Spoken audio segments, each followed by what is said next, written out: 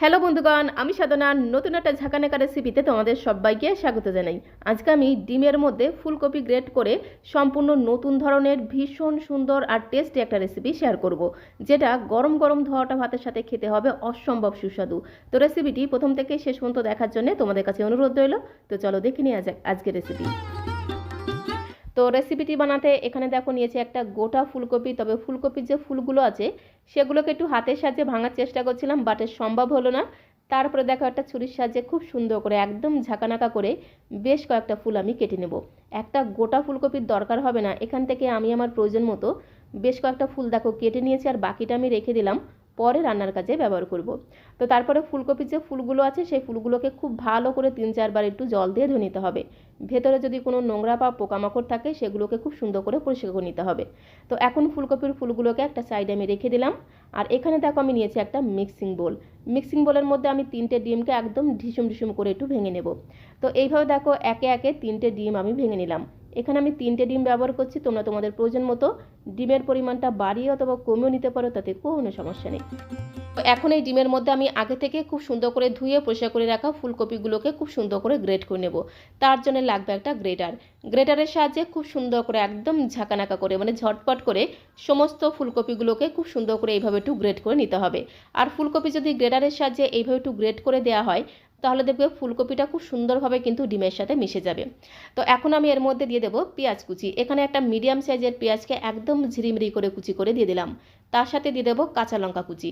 এখানে আমি 2টো কাঁচা লঙ্কাকে একদম ঝিরিঝিরি করে কুচি করে দিয়ে দিলাম। তবে ঝালের পরিমাণটা তোমরা যে যেমন ঝাল খেতে পছন্দ করবে সে অনুসারে এখানে কাঁচা লঙ্কা কুচিটা অ্যাড করে দেবে। তার সাথে 7-8 কোয়া রসুনকে একদম ঝিরিঝিরি করে কুচি করে দিয়ে দিলাম। রসুনটাকে অবশ্যই কিন্তু কুচি করে দিতে হবে, তাহলে খেতে কিন্তু দারুণ লাগবে। তার সাথে আমি স্বাদ মতো দিয়ে দিলাম লবণ, পরিমাণ মতো দিয়ে দিলাম একটু হলুদের গুঁড়ো, আর একদমই অল্প পরিমাণে দিয়ে দেবো একটু জিরের গুঁড়ো। একদমই সামান্য পরিমাণে দেখো জিরের গুঁড়ো দিয়ে দিলাম। তারপরে আমি এর মধ্যে 2 চামচের মতো দিয়ে দেবো একটু ফ্রেশ ধনেপাতা কুচি। এখন এই সমস্ত কিছুকে একসাথে খুব সুন্দর করে একদম ঘোটানাটা করে একটু মিশিয়ে নিতে হবে। মেশানোর জন্য এখানে একটা হ্যান্ড উইস্কার ব্যবহার করছি। হ্যান্ড উইস্কের সাহায্যে খুব সুন্দর করে একদম ঘোটানাটা করে ডিমের সাথে সমস্ত উপকরণগুলো খুব ভালো করে মিশিয়ে নিতে হবে। তো দেখো খুব সুন্দর করে মিশিয়ে নিয়েছি, একটা ব্যাটার কিন্তু তৈরি হয়ে গেছে। এরকম করে একটা ব্যাটার কিন্তু তৈরি করতে হবে। মেশাতে মেশাতে যখন মনে পড়বে এর মধ্যে গোলমরিচের গুঁড়ো দেওয়া হয়নি, তখন এর মধ্যে দিতে হবে একটু গোলমরিচের গুঁড়ো। একটু গোলমরিচের গুঁড়ো দিলে খুব সুন্দর টেস্ট হবে, সাথে সাথে ফ্লেভারটাও কিন্তু দুর্দান্ত হবে। তার সাথে 2 চিমটির মতো দিয়ে দিলাম একটু চিনি। একটু চিনি অবশ্যই দেবে, তাহলে খেতে কিন্তু দারুণ লাগবে। তো গোলমরিচের গুঁড়ো আর 2 চিমটির মতো চিনি দিয়ে আবারও খুব সুন্দর করে একটু ঘোটানাটা করে মিশিয়ে নিলাম। ফুলকপি ডিমের ব্যাটারটা খুব সুন্দরভাবে তৈরি হয়ে গেছে। তারপরে দেখো সরাসরি চলে আসলাম ওভেনের কাছে। গ্যাসের ফ্লেমটা অন করে দিয়ে একটা ননস্টিকের প্যান বসিয়ে দিলাম। প্যানটা একটু গরম হয়ে গেলে ওই 1 থেকে 1.5 চামচের মতো দিয়ে দিলাম সর্ষের তেল। তেলটাকে খুব সুন্দর করে একটু নেড়ে ছেড়ে প্যানের গায়ে লাগিয়ে নিতে হবে। তারপরে ডিম ফুলকপির ব্যাটারটাকে প্যানের মধ্যে দিয়ে দিতে হবে। ব্যাটারটা যেন বেশি পাতলা না হয়ে যায়। ব্যাটারটা যদি বেশি পাতলা হয়ে যায় তাহলে তোমরা এর মধ্যে আরেকটু ফুলকপি গ্রেট করে দিতে পারো। আর ব্যাটারটা যদি বেশি গাঢ় হয়ে যায় তাহলে এর মধ্যে তোমরা আরেকটা ডিমও ভেঙে দিতে পারো। এরকম একটা গাঢ় ঘনত্বের ব্যাটার আমাদের তৈরি করতে হবে। তো ব্যাটারটাকে প্যানের মধ্যে দিয়ে একটু খুন্তি দিয়ে খুব সুন্দর করে ছড়িয়ে দিতে হবে। তারপর একটু ঢাকা দিতে হবে, মানে ঢাকনাটা বন্ধ করে গ্যাসের ফ্লেমটা একদম লোতে রেখে 10 থেকে 12 মিনিট সময় ধরে এটাকে একটু তৈরি করে নিতে হবে। গ্যাসের ফ্লেমটা একদম লোতে রেখে বেশ কিছু সময় ধরে এভাবে একটু ঢাকা দিয়ে রেখে দিলে দেখবে উপরটা পুরোপুরি শুকিয়ে যাবে। যখন উপরটা পুরোপুরি শুকিয়ে যাবে আর নিচেটা একটু ভাজা হয়ে যাবে তখন এটাকে উল্টে দিতে হবে। তো উপরের পিঠটাকে উল্টে ভাজার আগে এইভাবে 1/2 চামচের মতো সর্ষের তেল খুব সুন্দর করে উপরে লাগিয়ে নেব। তাহলে দেখবে উপরের পিঠটাও কিন্তু খুব সুন্দরভাবে ভাজা হয়ে যাবে। যেহেতু অনেকটা বড়, খুন্তি দিয়ে উল্টাতে গেলে ভেঙে যেতে পারে, তো তার জন্য উপর দিয়ে এইভাবে একটা প্লেট চাপা দেবো। প্লেটের মধ্যে এটাকে উল্টে নেব, তাহলে কিন্তু একটুও ভেঙে যাবে না। খুব সুন্দরভাবে দেখো উল্টানো গেল। এইভাবে দেখো কত সহজে কিন্তু উল্টানো যায়, কত বড় একটা অমলেটের মতো কিন্তু তৈরি হয়েছে। তো বাকি পিঠটাকেও কিন্তু গ্যাসের ফ্লেমটা মিডিয়াম টু লোতে রেখে আরও 3 থেকে 4 মিনিট সময় ধরে ভেজে নিতে হবে। একটু ধীরে ধীরে সময় নিয়ে ভেজে নিলে এটার ভেতর অবধি খুব সুন্দরভাবে ভাজা হয়ে যাবে, যার কারণে খেতেও কিন্তু দারুণ লাগবে। এর মধ্যে যেহেতু ফুলকপি দেওয়া আছে, ডিম আর ফুলকপির খুব সুন্দর একটা ভাজা ঘ্রাণ তোমরা পাবে। তো তারপরে দেখো প্লেটের মধ্যে নামিয়ে নিলাম, খুব ভালো করে ঠান্ডা করে নেব। তো এটা এদিকে ঠান্ডা হতে থাক, ততক্ষণে আমি একটা ভাজা মশলা তৈরি করে নেব। তো ভাজা মশলাটা তৈরি করার জন্য গ্যাসের ফ্লেমটা অন করে দিয়ে একটা কড়াই বসিয়ে দিয়েছি। কড়াইটা একটু গরম হয়ে গেলে একটা শুকনো লঙ্কা একদম ছোটো ছোটো করে ছিঁড়ে দিয়ে দিলাম। তার সাথে একটা তেজপাতাকে একদম ঝাঁকানাকা করে ছোটো ছোটো করে ছিঁড়ে দিয়ে দিলাম। এর সাথে 1 চামচ ভর্তি করে দিয়ে দেবো গোটা ধনে। এই গোটা ধনে, তেজপাতা, শুকনো লঙ্কাকে প্রথমে একটু হালকা করে ভেজে নেব, কারণ এইগুলো ভাজতে বেশ একটু সময় লাগে। এইগুলোকে একটু হালকা করে ভেজে নেওয়ার পরে এর মধ্যে আমি 1 চামচ ভর্তি করে দিয়ে দেবো গোটা জিরে। গ্যাসের ফ্লেমটা মিডিয়াম টু লোতে রেখে একটু ধীরে ধীরে সময় নিয়ে খুব সুন্দর করে ঘোটানাটা করে গোটা মশলাটাকে একটু হালকা করে ভেজে নেব। খুব বেশি লালচে করে ভাজবো না, খুব সুন্দর মুচমুচে হবে, সাথে খুব সুন্দর একটা ঘ্রাণ বেরোবে, ততক্ষণ অবধি এগুলোকে একটু ভেজে নিতে হবে।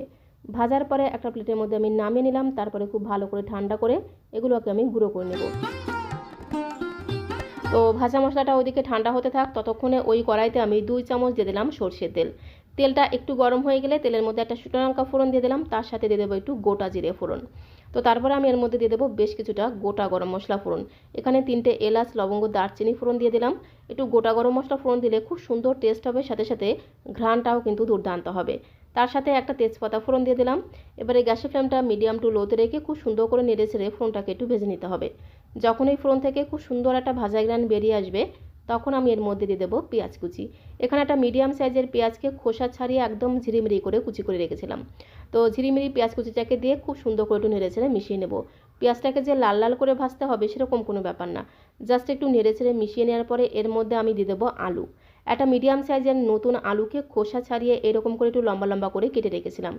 তো আলুটাকে দিয়ে দিলাম, আর এই রান্নাতে একটু আলু দিলে খেতে কিন্তু দারুণ লাগবে। আলুটাকে দিয়ে খুব ভালো করে একটু পেঁয়াজের সাথে নেড়ে ছেড়ে মিশিয়ে নেব।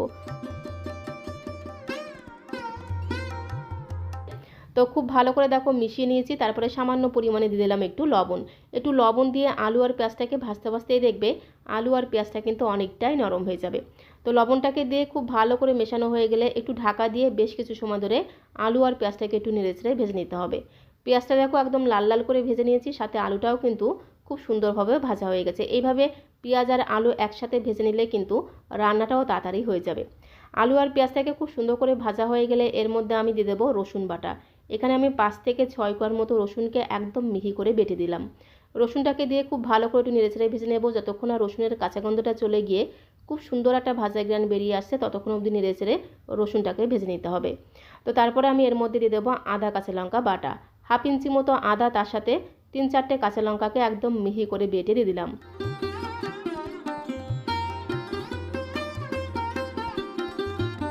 আদা কাঁচা লঙ্কা বাটা দিয়ে খুব সুন্দর করে দেখো নেড়ে ছেড়ে ভেজে নিয়েছি। আদা কাঁচা লঙ্কার কাঁচা গন্ধটা চলে গেলে এর মধ্যে আমি দিয়ে দেবো একটু টমেটো কুচি। একটা মিডিয়াম সাইজের লাল টুকটুকে পাকা টমেটোকে একদম ছোটো ছোটো করে কেটে দিয়ে দিলাম।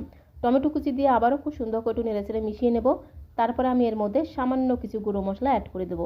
প্রথমেই দিয়ে দিলাম স্বাদ মতো লবণ, দিয়ে দেবো একটু পরিমাণ মতো হলুদের গুঁড়ো, আর একদমই সামান্য পরিমাণে দিয়ে দেবো একটু জিরের গুঁড়ো। এর মধ্যে কোনো রকম ধনিয়া গুঁড়ো আমি দেবো না, শুধুমাত্র সামান্য পরিমাণে একটু জিরের গুঁড়ো দিলাম। তার সাথে খুব সুন্দর একটা রঙের জন্য একদমই অল্প পরিমাণে দিয়ে দিলাম একটু কাশ্মীরি লাল লঙ্কার গুঁড়ো। তারপর দেখো একদমই সামান্য পরিমাণে জল দিয়ে গ্যাসের ফ্লেমটা মিডিয়াম টু লোতে রেখে বেশ কিছু সময় ধরে নেড়েচেড়ে মশলাটাকে একটু কষিয়ে নিতে হবে। যতক্ষণ না মশলা থেকে তেল ছাড়তে শুরু করছে ততক্ষণ অবধি খুব ভালো করে দেখো নেড়েচেড়ে মশলাটাকে একটু কষিয়ে নিলাম। প্রথমে মশলাটাকে বেশ কিছু সময় ধরে এইভাবে একটু কষিয়ে নিতে হবে। তারপরে এর মধ্যে আরও সামান্য পরিমাণে একটু জল দিয়ে আরও বেশ কিছু সময় ধরে মশলাটাকে কষিয়ে নেব। এইভাবে 2-3 বার অল্প অল্প করে জল দিয়ে মশলাটাকে বেশ কিছু সময় ধরে একটু কষিয়ে নিলে ঝোলের টেস্ট কিন্তু দারুণ হবে। তো এইভাবে 2-3 বার জল দিয়ে মশলাটাকে দেখো খুব ভালো করে আমি কষিয়ে নিয়েছি। মশলা থেকে দেখো তেল ছাড়তে শুরু করেছে। তো এখন আমি এর মধ্যে দিয়ে দেবো 2 থেকে 3 চামচের মতো একটু ফ্রেশ ধনেপাতা কুচি। তো এই সময় ধনেপাতা কুচিটা দিতে হবে, তারপরে খুব সুন্দর করে একটু নেড়েচেড়ে মিশিয়ে নিতে হবে। যতক্ষণ না ধনেপাতাটা একটু নরম হয়ে যাচ্ছে ততক্ষণ খুব ভালো করে একটু নেড়েচেড়ে মিশিয়ে নিতে হবে। ধনেপাতাটা দেখো খুব সুন্দরভাবে নরম হয়ে গেছে। তো তারপর আমি এর মধ্যে পরিমাণ মতো অ্যাড করে দিলাম গরম জল। একটু গরম জল দিলে রান্নার টেস্ট দ্বিগুণ বেড়ে যায়। তো পরিমাণ মতো গরম জল দিলাম। আর এই রান্নাটা একটু পাতলা পাতলা ঝোল ঝোল হলে গরম গরম ধোয়াটা ভাতের সাথে খেতে কিন্তু দারুণ লাগে। সে আন্দাজে আমি পরিমাণ মতো গরম জল অ্যাড করে দিলাম। তারপরে ঢাকা দিয়ে গ্যাসের ফ্লেমটা মিডিয়ামে রেখে 4 থেকে 5 মিনিট সময় ধরে ঝোলটাকে খুব সুন্দর করে ফুটতে দেবো। তো ঝোলটা ওইদিকে ফুটতে থাক, আর এদিকে দেখো ডিম ফুলকপির অমলেটটাও খুব সুন্দরভাবে ঠান্ডা হয়ে গেছে। যখন পুরোপুরি ঠান্ডা হয়ে যাবে তখন একটা ছুরির সাহায্যে খুব সুন্দর করে একদম ঝাঁকানাকা করে একটু কেটে নিতে হবে। তো আজকে আমি ডিম ফুলকপির অমলেটটাকে একটু চৌকো চৌকো শেপে কেটে নিচ্ছি। তোমরা তোমাদের সুবিধা মতো শেপ দিয়ে বরফির আকারেও কেটে নিতে পারো, তাতে কোনো সমস্যা নেই। আর এই ডিম ফুলকপির অমলেটটা এইভাবে শুধু মুখে খেতেও কিন্তু দুর্দান্ত লাগে, খুব সুন্দর টেস্ট হয়, সাথে সাথে ঘ্রাণটাও কিন্তু দুর্দান্ত হয়। তো ডিম ফুলকপির এই অমলেটটাকে এইভাবে পিস পিস করে কেটে নেওয়ার পরে একদমই কিন্তু কাছাকাছি রাখবে না, একটু দূরে সরিয়ে রাখবে, নাহলে কখন যে একে একে সব শেষ হয়ে যাবে নিজেই টের পাবে না। খুব সুন্দর টেস্ট হয়, সাথে সাথে ঘ্রাণটাও কিন্তু দুর্দান্ত হয়। এর মধ্যে যেহেতু ফুলকপি গ্রেট করে দেওয়া আছে, ফুলকপিরও খুব সুন্দর একটা ভাজা ঘ্রাণ পাওয়া যায়, সাথে সাথে ডিমেরও খুব সুন্দর একটা ভাজা ঘ্রাণ পাওয়া যায়। সব মিলিয়ে দারুণ লাগে খেতে। আর এদিকে যে ভাজা মশলাটা আমি একটু ভেজে রেখেছিলাম সেটাও দেখো খুব সুন্দরভাবে ঠান্ডা হয়ে গেছে। তো এখন একটা মিক্সিং জারের মধ্যে দিয়ে একদম মিহি করে গুঁড়ো করে নেব। তো দেখো ভাজা মশলাটাকে একদম মিহি করে গুঁড়ো করে নিয়েছি। আর এই রেসিপিতে ভাজা মশলাটা কিন্তু মাস্ট। একটু ভাজা মশলা দিলে খুব সুন্দর টেস্ট হবে, সাথে সাথে ঘ্রাণটাও কিন্তু দুর্দান্ত হবে। তাছাড়া এই রান্নাতে আমি খুবই অল্প মশলা ব্যবহার করেছি। তো এইভাবে যদি একটু ভাজা মশলা গুঁড়ো করে দেওয়া হয় তাহলে দেখবে রান্নাটা খেতে কিন্তু দারুণ লাগবে। তো তারপরে দেখো সরাসরি চলে আসলাম কড়াইয়ের কাছে। গ্যাসের ফ্লেমটা মিডিয়ামে রেখে 3 থেকে 4 মিনিট সময় ধরে ঝোলটাকে প্রথমে খুব ভালো করে রান্না করে নিতে হবে। তারপরে ঢাকনাটা তুলে খুব সুন্দর করে ঝোলটাকে একটু নেড়েচেড়ে মিশিয়ে নিতে হবে। তারপরে আগে থেকে পিস পিস করে কেটে রাখা ডিম আর ফুলকপির অমলেটগুলো দিয়ে দিলাম। এগুলোকে আমি অমলেট বলছি, তোমরা চাইলে কিন্তু ধোকাও বলতে পারো, তাতে কোনো সমস্যা নেই। তো অমলেটগুলোকে দিয়ে খুব ভালো করে একটু নেড়েচেড়ে ঝোলের সাথে মিশিয়ে নেব। তো অমলেটগুলোকে ঝোলের মধ্যে দিয়ে খুব সুন্দর করে একটু নেড়েচেড়ে মিশিয়ে নিলাম। তারপরে আবারও ঢাকনাটা বন্ধ করে গ্যাসের ফ্লেমটা মিডিয়ামে রেখে আরও 3 থেকে 4 মিনিট সময় ধরে ঝোলটাকে রান্না করে নিতে হবে। ঝোলটাকে দেখো আরও 3 থেকে 4 মিনিট সময় ধরে রান্না করে নিয়েছি। আর এইরকম করে একটু ঝোল ঝোল করে রান্না করতে হবে, তাহলে গরম ভাতের প্রথম পাতে পুরোপুরি জমে যাবে। মানে থালার সবটুকু ভাত শুধু এই রান্নাটা দিয়েই কিন্তু খাওয়া হয়ে যাবে। খুব সুন্দর খেতে হয়। আলুটা দেখো কত সুন্দর নরম হয়ে গেছে। আর এর মধ্যে যেহেতু আমি গোটা গরম মশলা ফোড়ন দিয়েছিলাম, তাই এর মধ্যে কিন্তু কোনো রকম গরম মশলার গুঁড়ো ব্যবহার করা যাবে না। নামানোর আগে এর মধ্যে 3টে চেরা কাঁচা লঙ্কা দিয়ে দিলাম, সাথে আমি সামান্য পরিমাণে দিয়ে দিলাম একটু চিনি। একটু স্বাদের ব্যালেন্সের জন্য একটু চিনি দিলে খেতে কিন্তু দারুণ লাগবে। তার সাথে আমি প্রথমে দেখো হাফ চামচের মতো দিয়ে দিলাম ভাজা মশলা। তারপরে আরেকটু ভাজা মশলা দিয়ে দিলাম, প্রায় 1 চামচের মতো ভাজা মশলা আমি দিয়ে দিলাম। আর এই রেসিপিতে এই ভাজা মশলাটা কিন্তু মাস্ট। এই ভাজা মশলাটা দেওয়ার কারণেই কিন্তু স্বাদ আর গন্ধ দ্বিগুণ বেড়ে যাবে। ভাজা মশলাটা দিয়ে খুব সুন্দর করে একটু নেড়েচেড়ে মিশিয়ে নেওয়ার পরে গ্যাসের ফ্লেমটা বন্ধ করে দেবো। তো দেখো কত সুন্দর তৈরি হয়ে গেল ডিম আর ফুলকপির অমলেটের ঝোল। একবার বানিয়ে খেলে বারবার বানিয়ে খেতে ইচ্ছে করবে। গ্যাসের ফ্লেমটা বন্ধ করে 2 মিনিটের জন্য একটু ঢাকা দিয়ে স্ট্যান্ডিং টাইমে রেখে দেবো।